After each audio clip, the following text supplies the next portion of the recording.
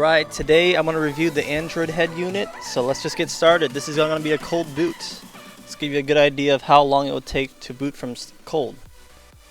So I turn on the car to accessory mode, which is perfectly fine. You see that Subaru logo boot up, very nice. And then it pops up with the Android right after. You can see there's a little red light right there, and if you have your head unit on, you can also turn on your headlights, and as you can see, the rest of the lights light up. This is going to start out where I listen to music, so this is one of the music apps that's built into the system. As you can see here, this is the main menu you're going to be seeing a lot. The thing with this one right here, guys, is there's a lot of applications. You can customize it any way you want it. There's the Nova launcher, there is the stock launcher, and things like that. So you can get really creative on how you want it and get really nice and personalized. Before we jump into the apps and stuff, let's talk about the screen quality and just the display itself. The resolution on this one, because that's a big thing, is 1024 by 600. Is that enough for most people? Yes, it is. It's actually really good. Compared to like the next 8200 or something like that, I think those guys are still running 800 by 600, and that thing's $1,200 by Pioneer. So the resolution is really good. As you can see here, this is capacitive touchscreen, and it's also glossy. There's some pros and cons to that. The pros is the sharper text because it's less grainy, and also more vibrant colors because it's not as matte. The drawbacks is, well, it's a big one. It's the reflections, and my honest opinion about it is kind of hard to see when you're driving outside with your windows down. If you're tinted, I think you're gonna be pretty good. The brightness on this guy is more than adequate to get you going, but it's not like it's so bright that it just drowns out the sun, because it's never like that, because you're in your car. So there is that. I give the display a passing grade. Let's just say that it gets the job done. I'm not watching Fast and the Furious while I'm driving anyways. The navigation's clear. I can see it. There's some angles when the light hits it where things look kind of washed out, but understandable. I know the limits of the screen. I know it's glossy. I don't expect too much.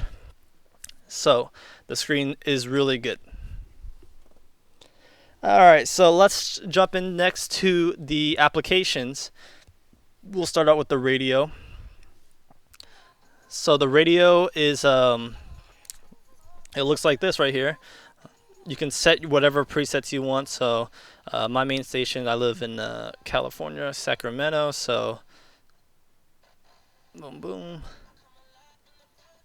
I'm in my house right now, so the signal might not be too good, but it sounds decent. It's not HD radio, but it sounds like any radio you generally hear. Gets the job done. You can still listen, and you can still jam to it. There's RDS settings and stuff like that, something to keep in mind of. It looks so clean compared to the Pioneer ones, where I think it looks kind of cheap. And if you don't like this way it looks, there's other radio applications you can download. Alright, so if I hit back, it still plays a song unless I jump into something else. So this, let me go to the music app. As you can see, it looks I think it kind of looks outdated. You can look at album art depending on what you listen to, which is kind of cool. I don't use this music player. This is the stock one, so if you are a fan of it and maybe you buy the 5.5, this is actually the 4.4 version. I opted for that one because, well, one, it's a lot cheaper, and I'm one of the first pioneers to kind of like do this. There's another guy, shout out to Just Duff, who kind of just went for it.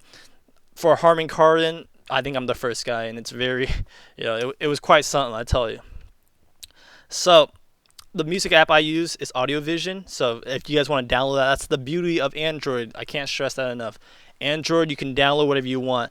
If you're on 5.5 and you want to play some Pokemon Go on your thing, then go for it. So let me show you the reason why I like this. I like the aesthetics of this one, and the visualizer is pretty cool too. So I'm using my little headset mic, so I don't know if you can pick up the sound, but it goes through the beat, and you can full screen it. So let's say when you're cruising, you can have this on, and it looks kind of cool, and you're driving. which is, and there's a bunch of presets. This looks really cool. Wow, that's nice. That looks reminding me like a very Google S like. So this matches the interior of like our interiors because we have the red stitching. So if you want something simple and clean, that looks good. And this matches mine because I have the red dials and the red accents on my carbon. So there's a lot to choose from, and you can customize the colors any way you like it. So initially this was like pink, yellow, and something like that. My R interiors look kind of gray, red with the silver. So this is the theme I kind of went for. It's awesome. So that's the flexibility of Android, and yep. So let me mute the sound.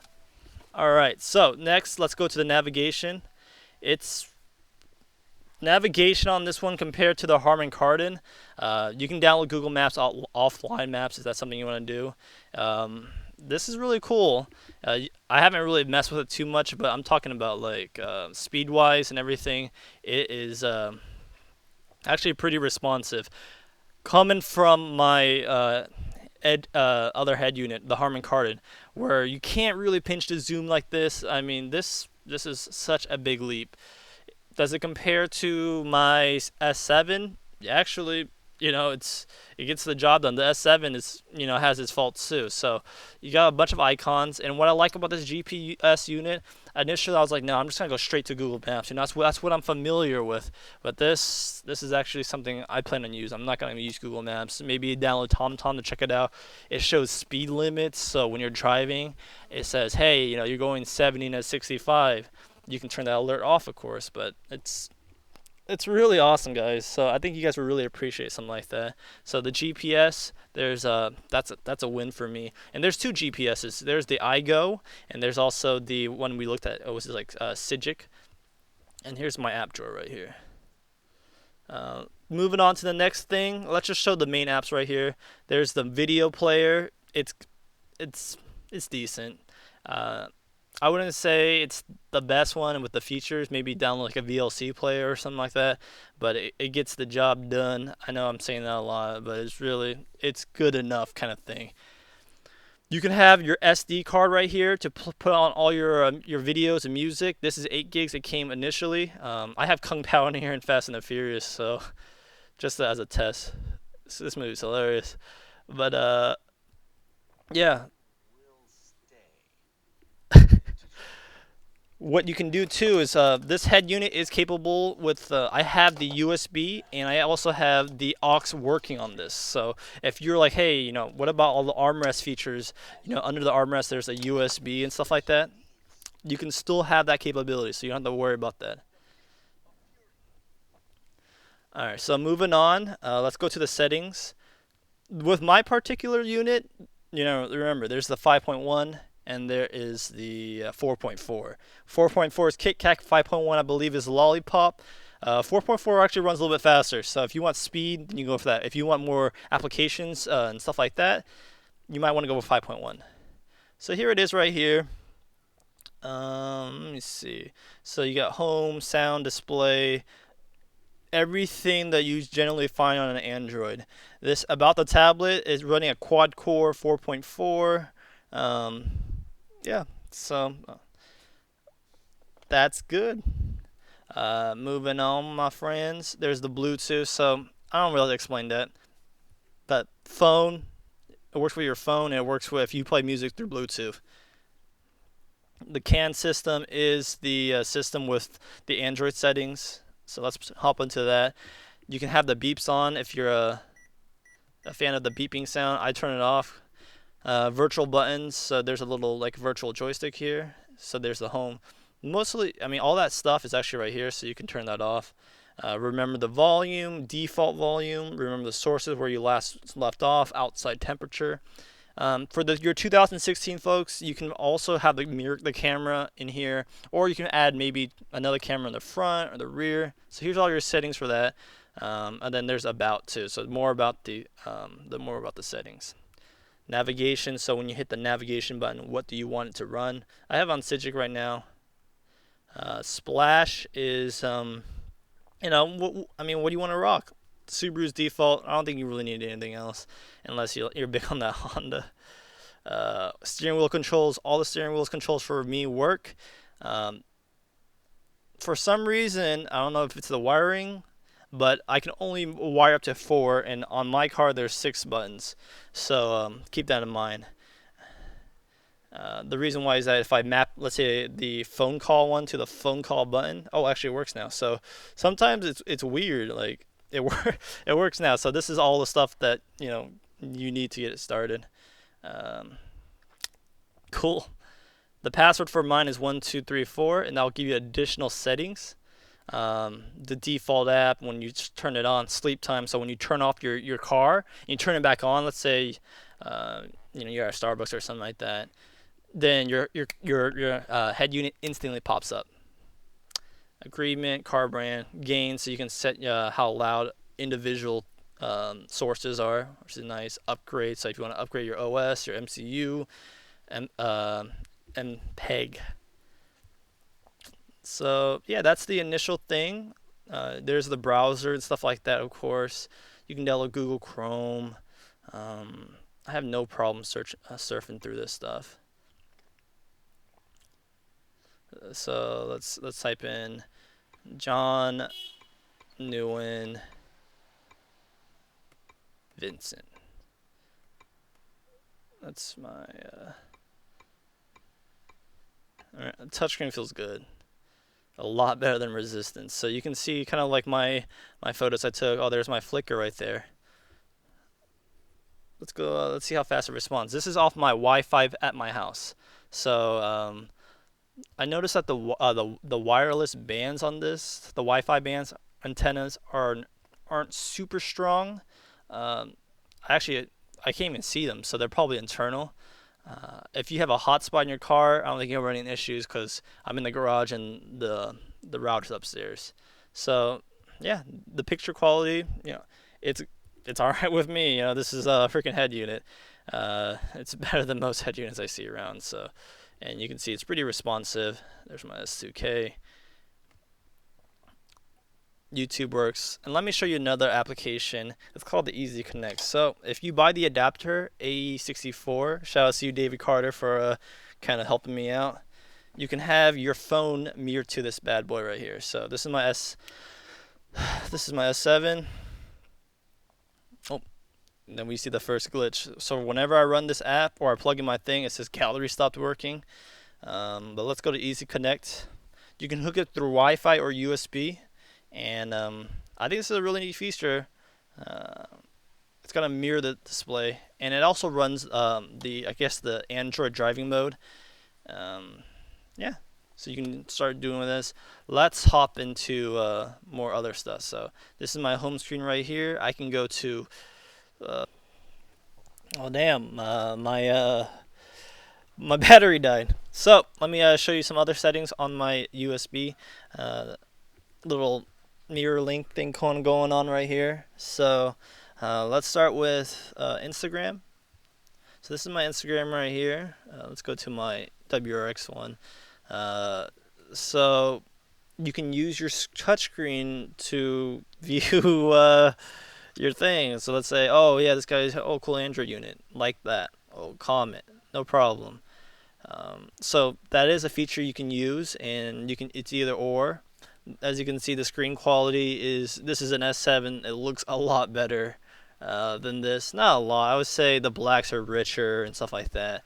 And as you can see on the camera, I kind of just took a peek of it. You can kind of see some backlight bleed on the top and left.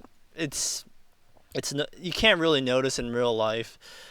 So that's not, if you see that on the screen, it doesn't really portray. And of course, you're looking through a camera to a screen, so sometimes the colors might be a little bit crunchier and stuff like that. So there's that option. It's really cool.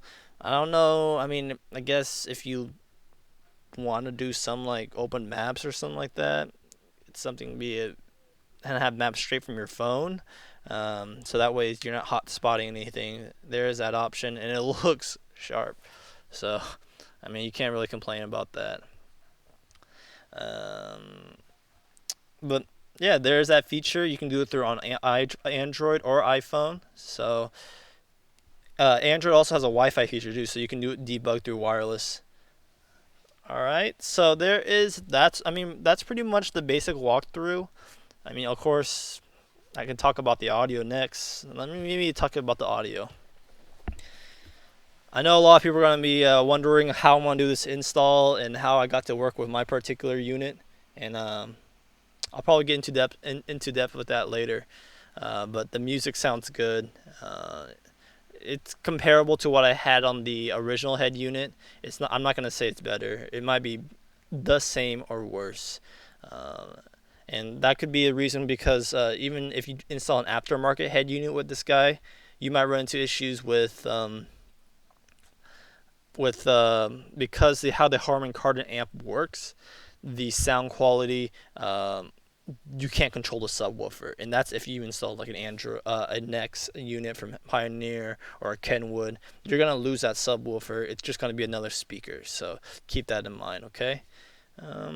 So sound quality, it's good. It's good. It's as good or worse. Let me just say that. So it's not. I'm not gonna say it's better. If you're installing it from a stock Clarion, probably it's gonna be better because I heard that one's shit. Overall, I'm really happy with this unit, and I really like it. There's nothing more to tell you because I'm kind of like a geek, so I like all this kind of cool stuff, and I want to root it, and maybe make some applications for it myself, tailored to our Subarus. But as of now, I'm really happy of it because it has so much more capabilities and expansion possibilities over, let's say, the original head unit. And the original head unit was fine, but mine was scratched, so I wanted to get something different. So if you guys were gonna pick up this bad boy, think about it. I got it for cheap. There's a reseller from if you guys stay this long, I can look in the link description below because I got this for, it was $180, and then the shipping was like $60. So I think Subi sells there for $450 or for a $500 or something like that. $180 plus like 60 shipping, so $240. $240. I mean, what kind of head unit can you buy for $240 with all these features? Think about it. Are there going to be faults to it? Yeah, you're going to have to tinker with it. Initially with this one, the what you call it, the vents, you could buy new ones like Subi recommended, or you can customize it. And if I make an install video, it's a lot of pain in the ass to make an install video because I got ripped everything apart. But if I make an install video, I can show you what I cut, what I did, how I wired it and stuff like that, all the cables I did. So comment below if you want to see that. It's a lot of work for me, and maybe I'm too lazy to do it, but because it took a while to get to this point for me to tear it back down. That's something right there. Also, with this unit that I bought, there was a pretty loud fan, and for some reason the CPU chip, it does not have a heatsink on it because it's kind of like a tablet. I put a heatsink on that bad boy, and I also put a resistor, two resistors on the fan to keep the fan down low. So it actually runs cooler and it's quieter. I believe the 5.1 ones, that one that costs around $500, they have a more beefier heatsink unit. So give or take, if that's what you want to do. You could spend $500. I spent like $220, and maybe there's more features in the new one, but from what I saw, and I saw the benchmarks, the speed on the 4.4 was faster, and I'm all about responsiveness, especially because that's just how I am. I have a GTX 1080. Come on. All right, so I'm talking so much that my memory card's filling up. So hopefully that was helpful for you guys. I hope you guys have a good insight. I can make more videos about this if that's something you guys are interested. I can, again, the install video, I got to tear it all down for you guys, but if you guys want to see that, I probably will do that for you guys. Then I can give you maybe 2 weeks later, 1 month later, kind of update on how things are with this. Okay, thanks for watching. Like, comment, subscribe as always. Peace. But I didn't want it to rub too bad because it is a pretty aggressive offset. Let's see if you get that right there. So it does poke out a little bit. And that's why I got the mud flaps for my car, because you don't want it to have all that sling onto your car. So yeah, that's a little close look on the NT03s, SBCs,